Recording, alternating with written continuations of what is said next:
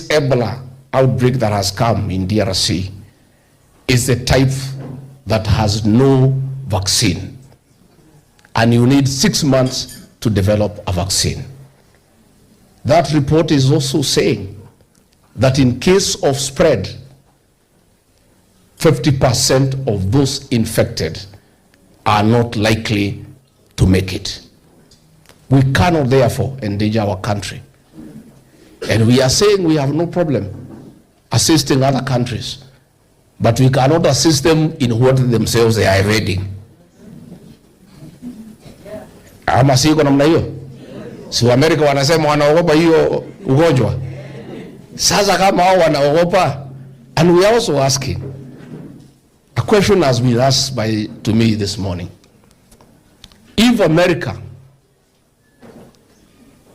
that is known to have the best health care system in the world, are not sure they can handle that outbreak, what about Kenya, where we are unable to handle malaria? What about Kenya, where we have no equipment to deal with kidney failure? What about Kenya, where SHA is not working? What about Kenya, where there are no drugs?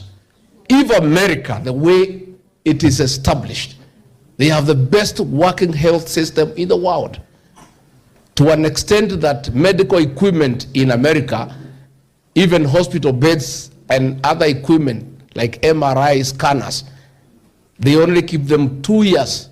They discard them, they get new equipment. If they are that advanced and they lack confidence that they can handle that Ebola, what about our country here? Na zile shida tuko nazo. Hata hapa Kenyatta National Hospital gloves hakuna. Hata GV inakosekana. Hata chakula ya wagonjwa hakuna. Sasa Ebola mtawezana naye? Wakristo mtawezana na Ebola? Tumekubaliana tusikubalie hiyo maneno hapa. Na hatuna ubaya. It's a reckless decision and the government must reconsider. We cannot endanger the Kenyan population. We have too many problems. SHA is not working. Watoto hawasomi, hakuna school fees. Barabara hakuna, maji hakuna. We can live with all those problems. Lakini hii ya kifo hii hapana.